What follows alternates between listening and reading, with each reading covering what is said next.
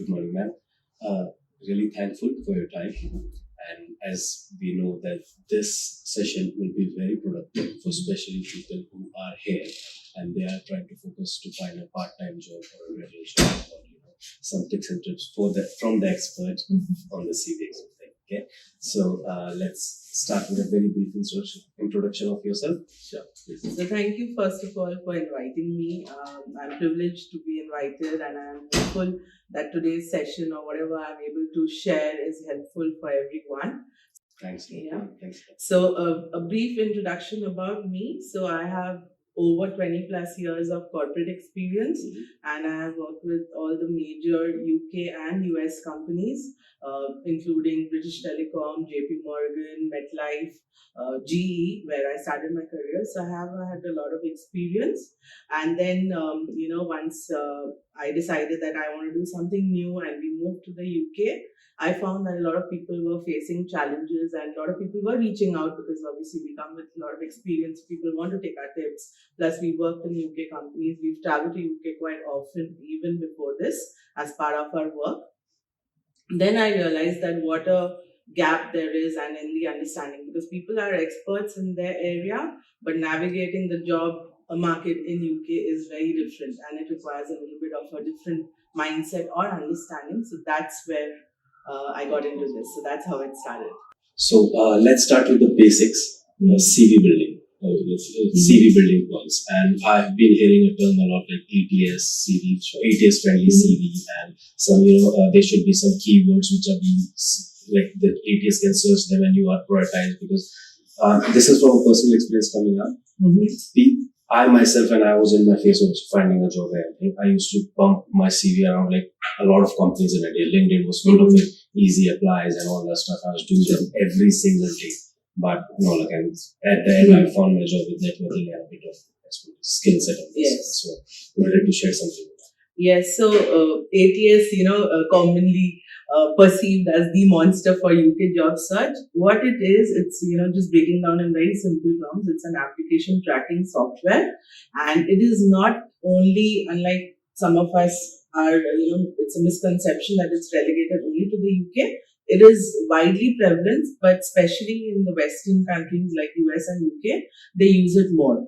And again, in the UK, because, they understand the importance of labor. So applicant tracking system or the software is deployed by major companies to help them align candidates or shortlist them. So it's like a tracking from start to finish.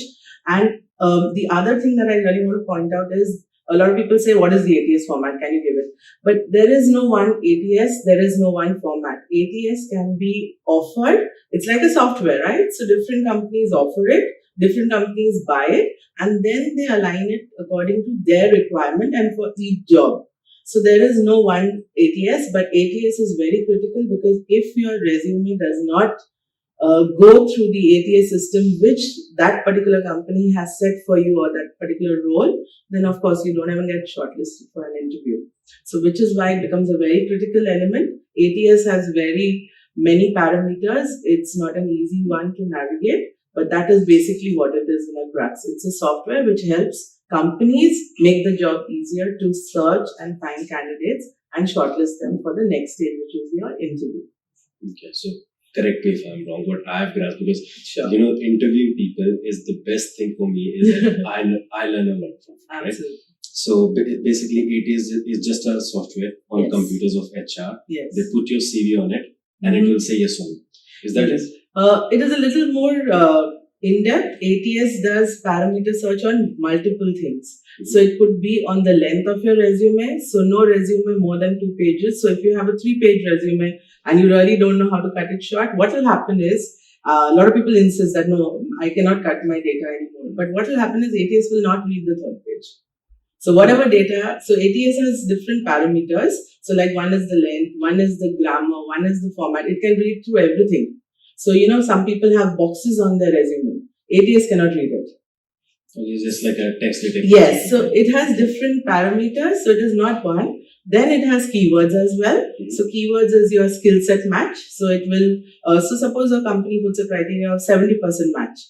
And within that 70% match, it might have grammar, spelling, format, key skills, so there are different things. So it is not one. So, there is no one criteria you meet and it says, okay, 2 page, you're done. So it has different, and companies can do it differently for different roles, and different companies do it differently. Their cutoff is different, everything is different. So you cannot, you have to have one resume which will be able to meet most of the ATS criteria. So that is how it is. Is there any like a default parameter a person should follow while he or she is going for a CV?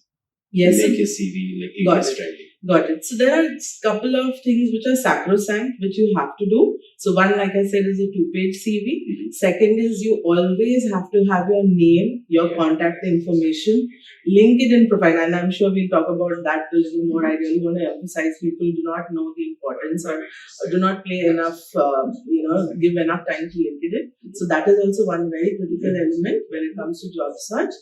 And your spellings, you have to have UK spellings. A lot of us, because we come from India, we use American English. Z and S. Yes. So we have to be, because it will catch it as spelling errors. Because it is a UK system. It's simple, right? So when we are conditioning a resume to the UK market, we have to follow. Your grammar is very key, right? And ordinarily also, if anyone is going to look at you as someone who knows the English well, grammar is the basic grammar, spelling, the way you format. Like I said, an executive summary is important. Your skills have to come out well, your technical, your soft skills, your relevant experience, of course. And, you don't have to make it very verbose. You keep it at the bare minimum because you want to fit in all your data within 2 pages. So that's the art of skillfully managing your resume. Then if you have done some good projects, that is critical. Certification, critical. If you have any good volunteering, internship, these things are what people will look for. So you must have those on your resume. And this is for both parameters. One is your ATS, and then we cannot forget that the next stage is a human person looking at your resume. Yes. And how do you show that you're different? Everyone possesses similar skills, I would assume, because you're applying for one role. So how do you set yourself apart? By showing what additional you have. Why are you so important for this role, or why should you be considered? So this all together makes a good resume. And then, of course, you get your ATS compliant resume as well. If your role has data and it has something that you can show. See here, and that's a very good point you brought up, because here they're very results oriented. So more than theory, they want to see your practical. You heard about the STAR method also. Again, that is to check that what is the result that you've achieved. So if you have data, it depends on the role. So I'm not going to say that, even if you don't have any data, you have to produce something and put that. But yes, if you have, especially like sales, marketing kind of roles, data analysis kind of roles, if you have shown that, or something that you've done as an improvement project, we talk about Green Belt, Six Sigma. So these are all very number oriented. So you definitely must bring that to the table. And yes, like you said, you don't have to give very lengthy. They want to be brief, because how will you achieve your 2 pages? Especially, this is a question that I'm often asked, that people with 15, 20 years of experience. Impossible. I've got resumes which come to me like 9, 10 pages as well. Every resume has to be 2 pages. Whatever is extra, you need to speak when you get to the table of the interview. But right now, it has to be 2 pages. So that is the art. How do you showcase what is critical? What is your key highlight to differentiate? That is the, way to get the good resume. And like you said, if you have numbers, definitely. Those are definitely key. Further on, by enhancing your CV with keywords and numerical values and all this thing, I've been getting, like, previously I interviewed Sarika. She's one of the good influencers in UK, and she has been doing it for a very long time. Apart from, she brought a very good point that networking is the key. Absolutely. Right? And there are many ways, like you could go to LinkedIn, search around, or you could go to events. Most of the corporates don't keep on happening in London or something. What is your take on networking? And if so, what should a person do as a fresher to increase his network, or as a skill set who has like previous experience from UK, from outside UK, and is coming in UK as a dependent, or let's say, and he wants to get into the field here. Yes, and I absolutely agree, and that is the right way to approach.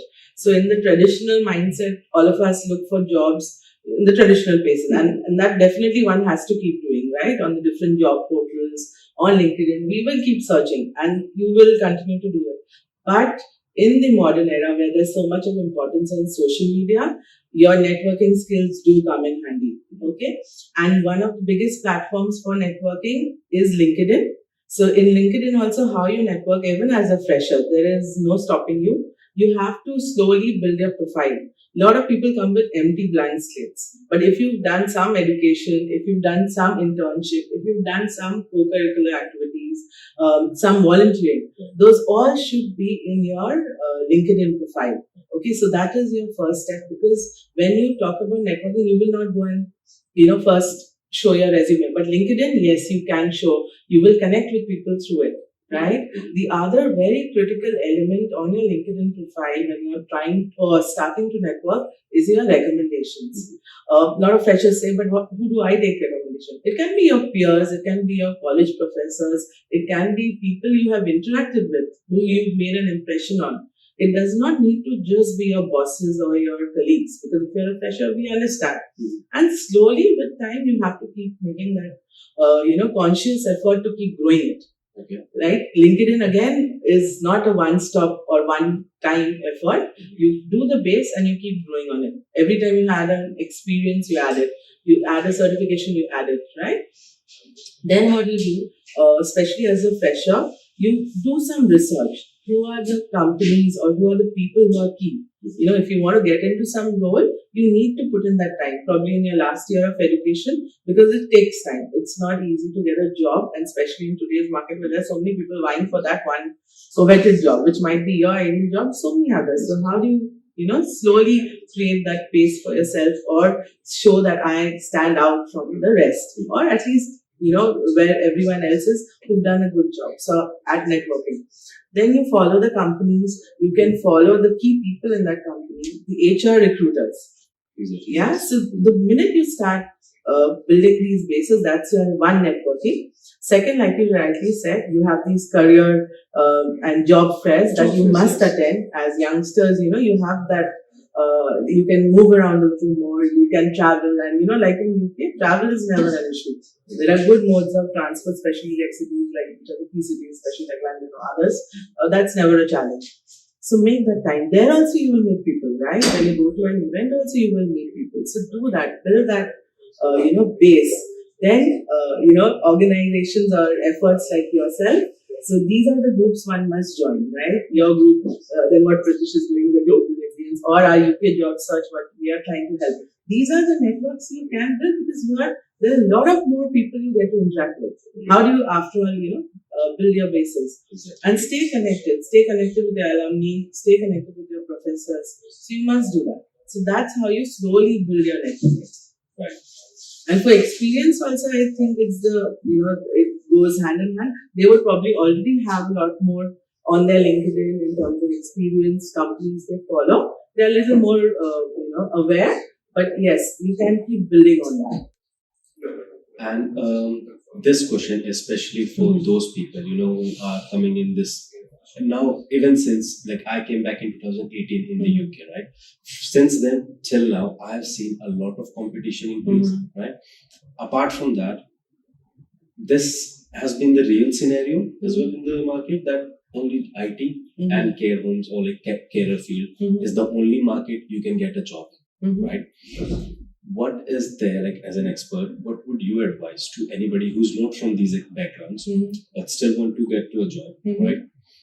Like most of the people are, really most of the people are, like caring in India is not a big industry. And same IT, we have filled it with engineers, right? But IT people, I don't think so they will struggle this much, because there's always a good salary threshold job you can easily acquire if you're from IT background or something. So what is your, as an expert, advice for those people who are trying to find a job without these backgrounds, and what should be their strategy to go for it? Okay, so here's my take on it. Jobs are available in all areas. A simple reason being, if you look around, and if you try to search, there are people, particularly in our case, we are talking about Indians. There are Indians across the board, right? Be it HR, be it AI, be it data mining, data analytics. So these are also picking on engineering as well. So, if you get into details, or if I talk about my, friends and their spouses and, others that we are aware of, there are jobs. The main challenge which people find is, how do we get them? So getting the job, like I said, it has to be it's not a one approach. It has to be a step-by-step approach. Like I said, that, a lot of people say I get auto rejections. I'm a perfect match for this job. Still, I'm not able to. Because first you need to introspect. First is your resume. First is your LinkedIn. These two people will see. Okay.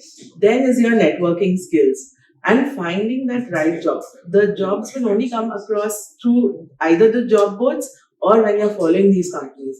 Not even only LinkedIn. Even each company has their own job portal. They do have their own. They have their career page. So how proactive are you to search? Okay. Plus, government of UK, I must say that is one of the best sites. The government site, it's the best site to find jobs or companies. Like, a lot of people come with questions about sponsorship, right? When you're especially trying to move into UK. So where do you find this information? Go to the authentic source of information. That is the government site. They have Yes. Okay. So they have a list of companies which offer sponsorship. If you require sponsorship, they have a lot of data. So a lot of different companies, you will get information from there.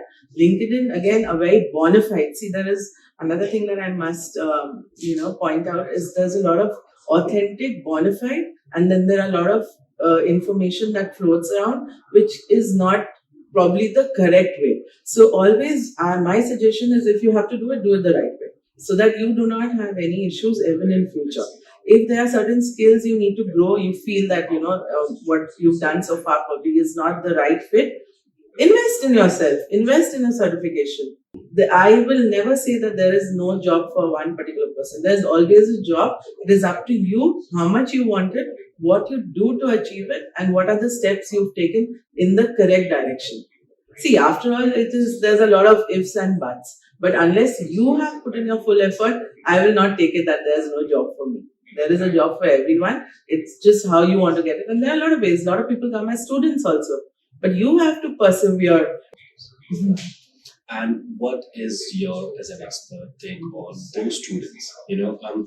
There's a dark side where people, as you must be aware, cash jobs, and people are doing it to survive through the process. But apart from that, what should they do focus on? Like, they're doing their education, they're doing their bachelor's, they're doing their master's, and they're doing their efforts on increasing the skill sets to get a job. Exactly.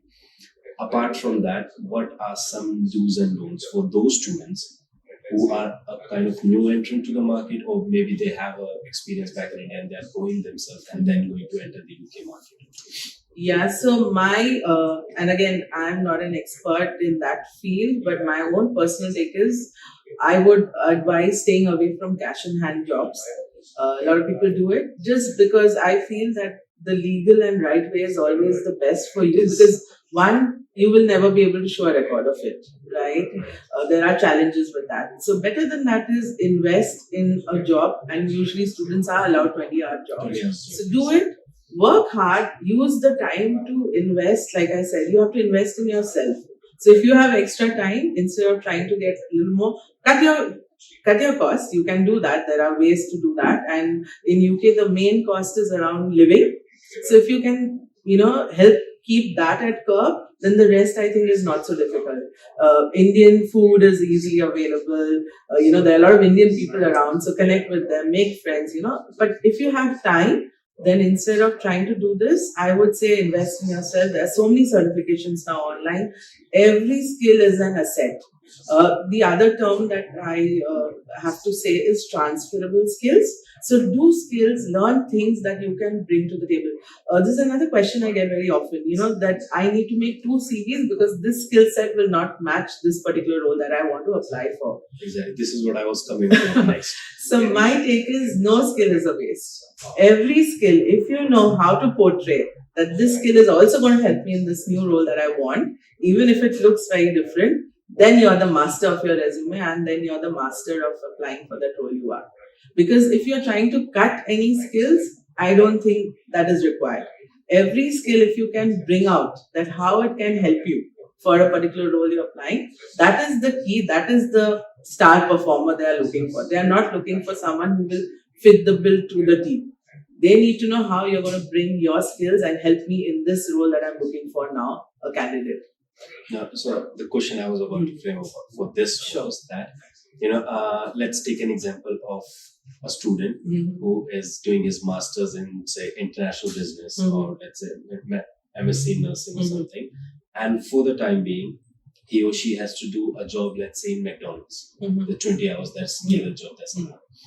How is that skill relevant to what he or she is being planning for the future?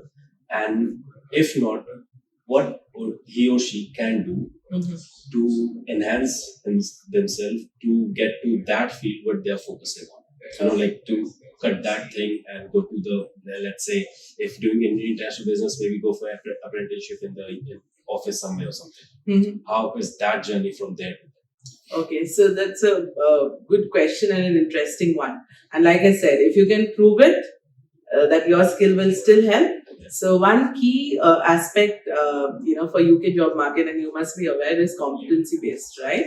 So if you are doing a job at McDonald's, what is the skill that you could bring to the table? And it's very common. So your interviewer is also not teamwork, customer relationship, how you delighted your customer. Okay, how are you managing the workflow? Because everything has to be in sync in time, right? So you will always be able to share. And I am of the personal opinion that no one holds it against you, that you worked in McDonald's or you worked at something which is not in sync. Everyone knows you're doing it to earn a living because you are a student.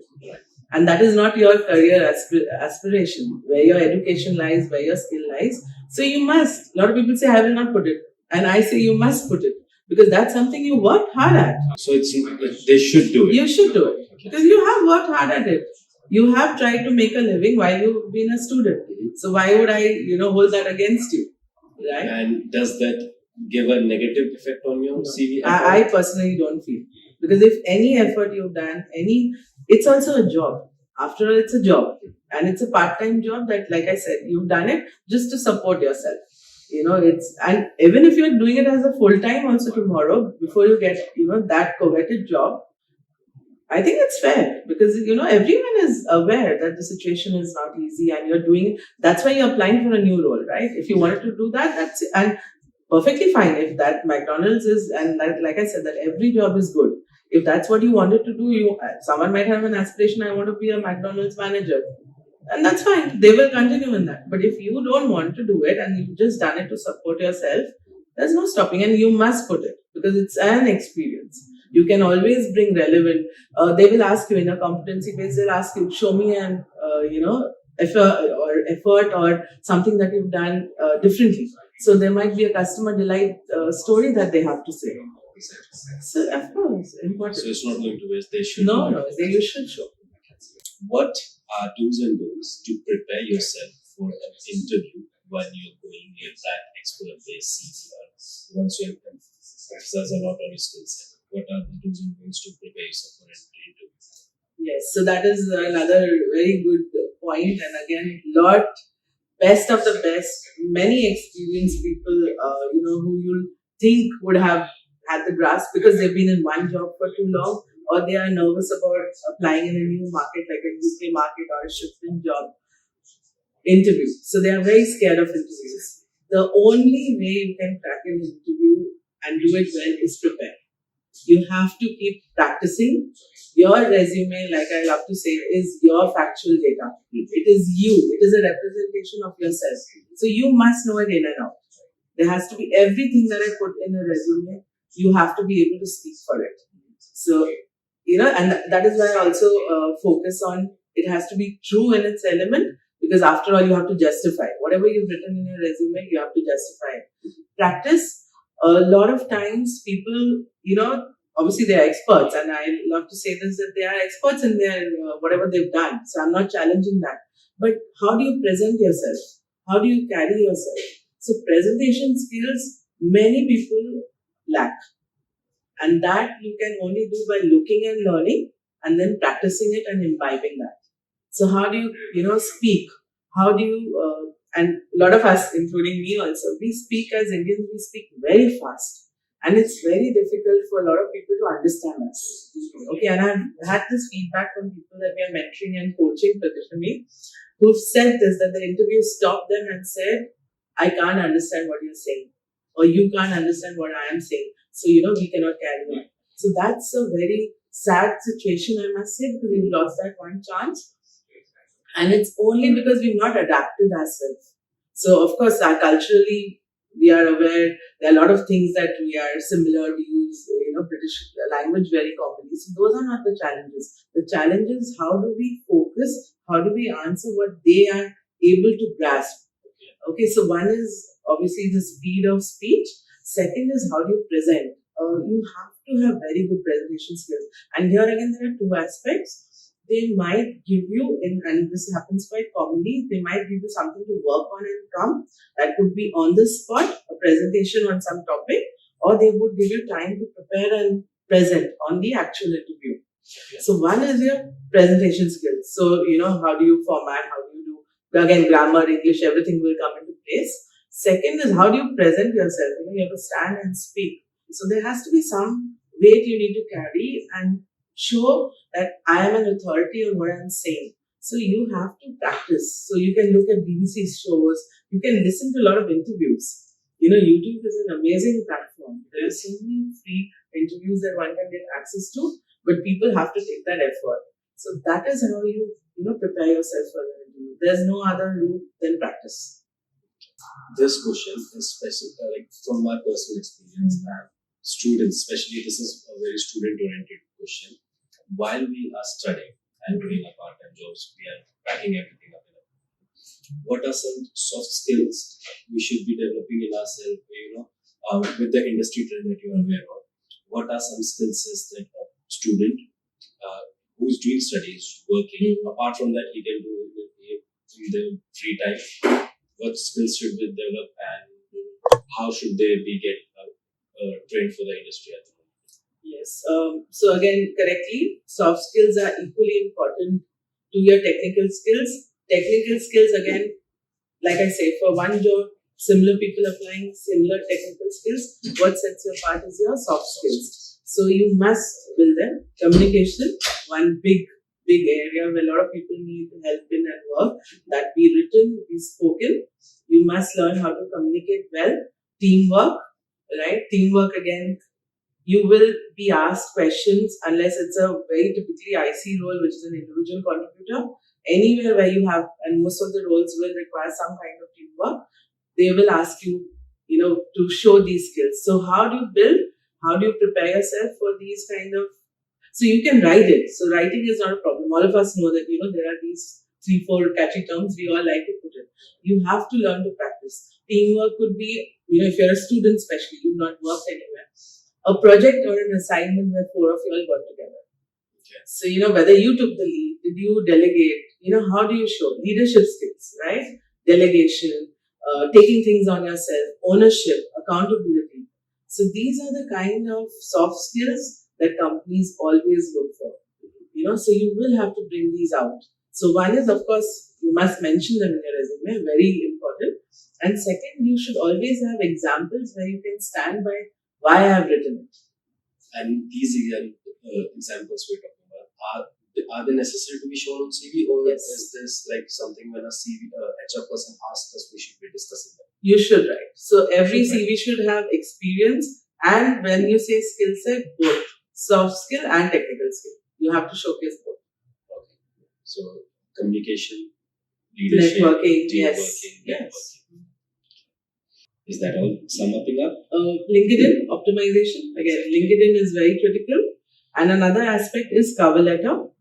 Although obviously it is not as critical as your resume and LinkedIn, but still I suggest. So one question again that is always,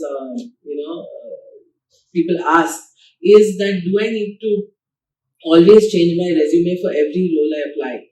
While I understand why that question comes or why people would think, but imagine the time that one would have to spend. And if you are applying for skill sets that you already have, and like I said, that no skill is a waste. If you have extra skills, it's fine. Let it be on your resume.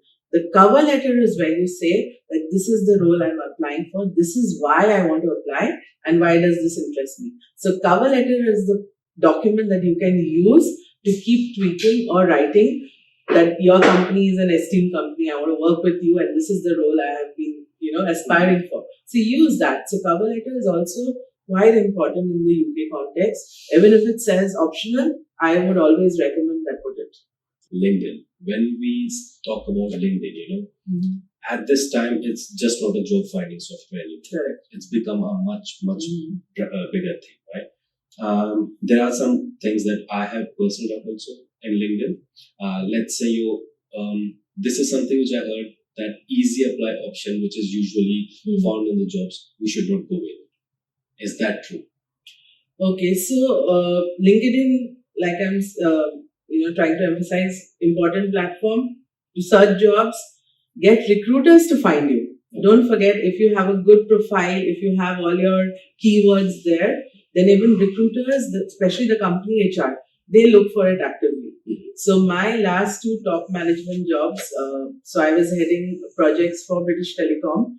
I got through the company HR reaching out directly to me through LinkedIn. And the role earlier before that also, I was with MetLife on a senior management role. That also came through me through the company HR. So they approach you if you have a very good LinkedIn. So you cannot reduce, or I cannot emphasize the importance enough of a good LinkedIn profile. LinkedIn, we use the term optimize, which is, yes, I would say fairly new, the term, because LinkedIn has a lot of options. You can put your resume there. So when you do easy apply, it's nothing but either you can choose to apply with your resume, which you already inputted, or your profile. There is no harm with it because it just reduces your time that you are spending. And LinkedIn is a bona fide. That's why LinkedIn is so good. It's like a bona fide, platform which people use. It's not like, anyone can build up. If you build data into it, then you'll be caught out quite easily. So I would never suggest put anything which is not true. But if you have a good profile, you will stand out. So use that easy apply. You can apply much faster. That's the only thing that it helps. Your LinkedIn profile will stay sacrosanct. You're not changing anything on that. Right. It's just a button which helps you apply more. So you will be able to apply more in that same direction. It's not really effective. You have a very good your profile is critical. So that is the bit that people need to have. And are there some do's and don'ts a person should be doing while doing his or them, like a LinkedIn profile optimization? What are some do's and don'ts they should widely focus on? Yes. Okay. So again, in LinkedIn, like I say in resume, there are certain parameters. A lot of people have private profiles. Okay. So which means, so their image will be hidden. But LinkedIn is a bona fide networking platform. Right. You have to have an open image. Yeah, only if you connect, you will be able to see their profile pics. So that I strongly advise against. Background image. Either it will be something totally irrelevant or people have blanks. Are we talking about the cover? Yes. Okay. These are all aspects of optimization and very critical. Then you have a section below the name where you have keywords. Okay. So a lot of people don't know how to use it. Okay. Then your skills. So you are allowed to put up to, I think, 50 skills. 50. You must use them wisely. Then you have your experience. Then you have your education, certification. And then the most critical, which you can very wisely use, and what I referred to earlier, is your recommendations. Recommendations, people are going to look at it. So if you have a blank, you have 20 years of experience and 0 recommendations, it will not bring a good, light on your, because you would have, worked with a lot of people by that time. So why is it blank? It means you've not taken that effort. It's not that you've not got good experience or you've not worked well. It means you've not taken that effort. So use your networking. Well, this as an international, as you yourself from India, and there are a lot of audience from India and myself from India. What are the cultural differences that set apart as an working in Indian environment or working in a UK environment, and what are those things which differentiate these things, and how can they be prepared for it? So let's say this is what I have been learning, and this is what I also got to know stuff, and I wasn't aware of it. that your CV is very different in Indian market as compared to here. Your networking things are very different from there to here, and even your ATS searching profile thing and your hiring process is also very different. So how is this relevant, and how should we prepare for this cultural difference in India and UK? Okay, so my take on it again is little different. I don't feel so much that we need to deliberate or worry about the differences. Let's work on the similarities. So a lot of people ask that, here, because diversity, inclusion is very critical. Okay. So, how do we talk about it? We are not, used to so much diversity or inclusion. But we come from India. There could not be a country which is more diverse than India, right? All of us are multilingual. Right. Most of us speak more than 2-3 languages if you have that kind of a setup. So, of course, you already come from a diverse. So, you have to talk about it. You cannot say we have not got experience because I've been in India. You do have the experience. Like I said, you've done so many things which you are not aware that how to portray or bring to the table. That is the art you need to learn. Culturally, we are very similar because a lot of things we've got, our education system. We all drive, it's all a right-hand drive. So, you do have similarities. So, you cannot just concentrate. And that's what I say. Don't concentrate on the differences. See where the parity is and then try to bridge. So, where we probably can do is learn how they speak more slowly, more attention to your grammar, the language that you use. Okay, and it's a slow process. No one is going to, like a lot of people say, my English is not perfect. You don't need to be perfect. Everyone, even over here in UK, there are certain sections or areas where people speak a little differently. Okay, if you move a little north, you will go to Scotland, we won't be able to understand Scottish. Absolutely. So, it's not that they are not aware, and no one penalizes one for being different. It is not trying to understand what I have to say. That might bring a difference, or that might bring a conflict. But if you're ready to listen, if you're ready to adjust, some things in your role might require more interaction than you're used to in India, more practical experience. So, like the competency-based questions that typically tests you on what you've gone through. Okay, the approach is, what is the situational context, right? The STAR approach that we speak of. What is the context that you have got? What is, the task that you've been assigned? What is the action that you took and what is the result? So that's how they test you on competency. So you must learn all of that because probably, and I'm not saying that we are not asked or challenged on that in India. Probably the importance of that is more. Volunteering activities, sustainability. That's a big, thing over here. They will want to know that what is your initiative? How have you given back to your community? And if you say no, that is more a problem than, trying to match the exact skill set. Because here it is a given as part of the community, you must do something for society. Like, for example, like I said, that, you holding these sessions and what are you trying to do? You're trying to build your community. You're trying to help people. So that's, there is so many things that one can do. If you want to be a mentor to someone, you always have some skill that you can impart to another. So do that. So I'm very sure. And best of luck to your journey as well. Thank you so much. Thanks a lot for this session. Thank you.